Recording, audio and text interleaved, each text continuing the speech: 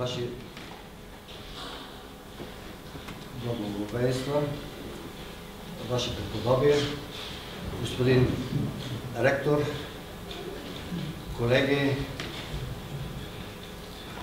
дами и господа, скъпи гости, скъпи ученици на Духовната семинария,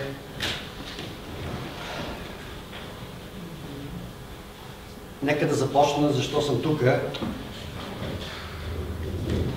Щастлив съм и особено се вълнувам по един такъв повод да дойда и да застана пред вас да говоря за нещо, което страшно много ме вълнува. Не само като човек от Богословския факултет, който се занимава с една такава дисциплина, а преди всичко това, което нашият приятел, прекрасният човек Радослав, ако така правилно произнасям името му, е направил.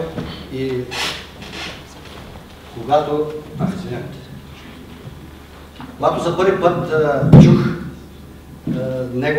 или прочетах за неговата идея в интернет, бях в Мюнхен да преподавам в Православния богословски факултет, бях неимоверно щастлив, че човек се сетил да организира един такъв конкурс в България, където нуждата от социална дейност е крещяща. Защото зная, че една от мисиите на църквата е именно църковното социално дело. А в България тази дейност във всяка една епархия, във всяко едно архиерейско наместничество, във всяка енория има нужда. Тези неща, които ги чух и когато получих поканата дали да дойда, дали съм съгласен да дойда, казах как няма да дойда. Дори да имам ангажименти, ще направя така, че да дойда.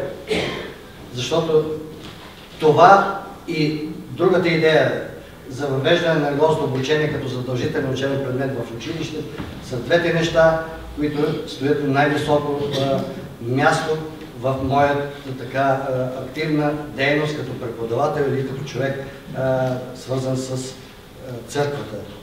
И ако така мога да се изразя с думите на един велик църковник, описан в книгата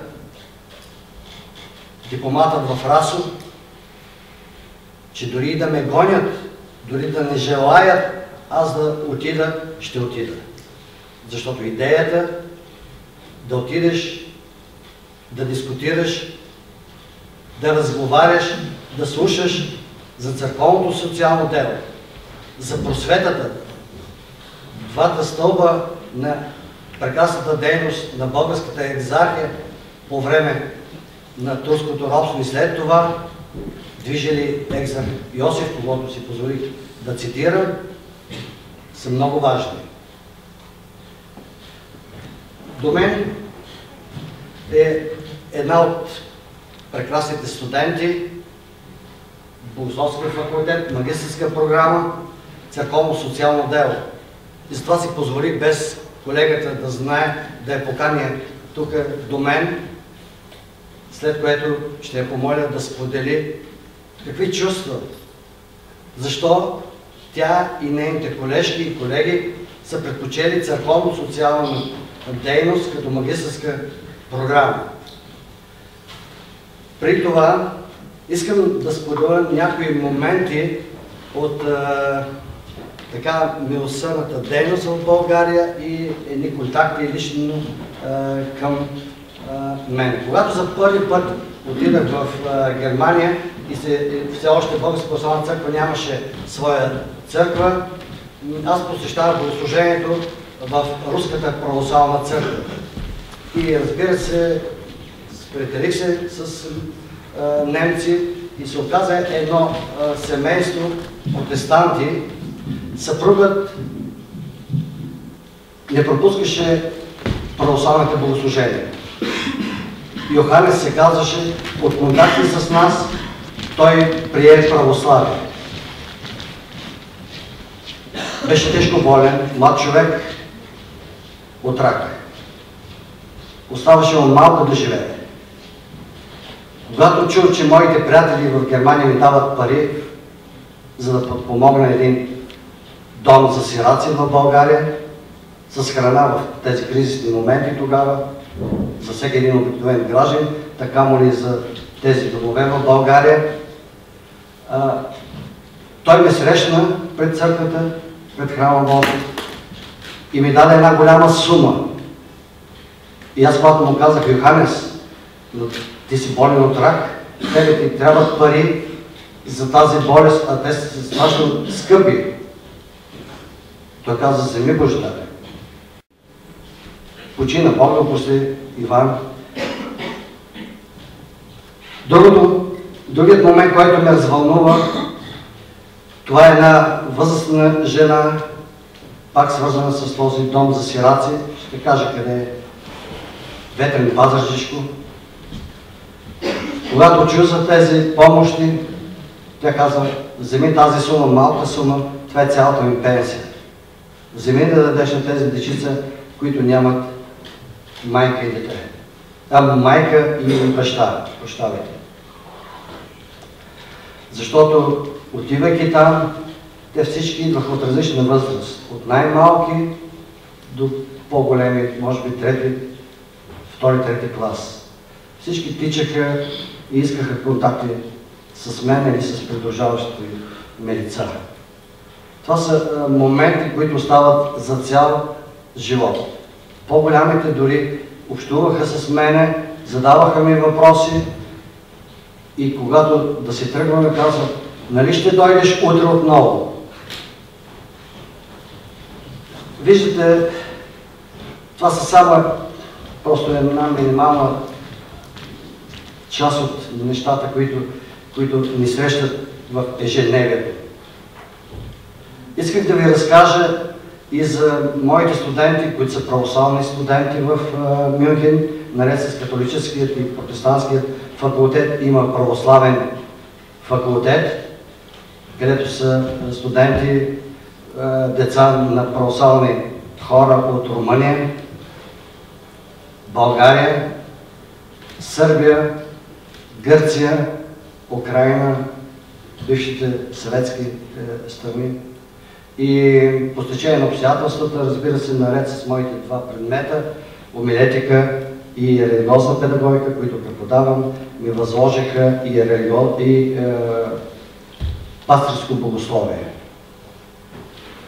Аз тръгнах от нулата и от врата на врата търсих начини да подсигуря практическата подготовка на нашите студенти.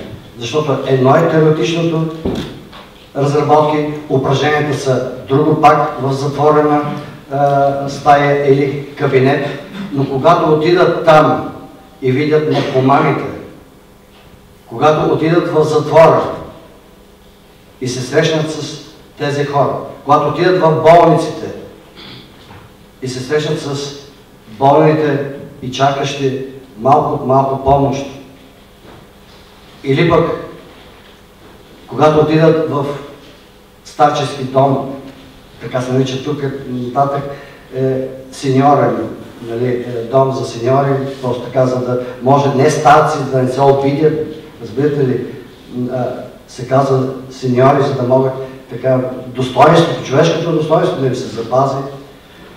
И с тях организирахме абсолютно всички, дори тези, искам само това да почитая, дори тези, които не изучаваха все още пастирско богословие, се записаха и искаха и идват да се включват в тези практически упражнения. Тук в България съм щастлив, че с моите колежки и колеги от Богословския факултет ръководим една магистърска програма Църковно-социално дело, която за първи път стартира.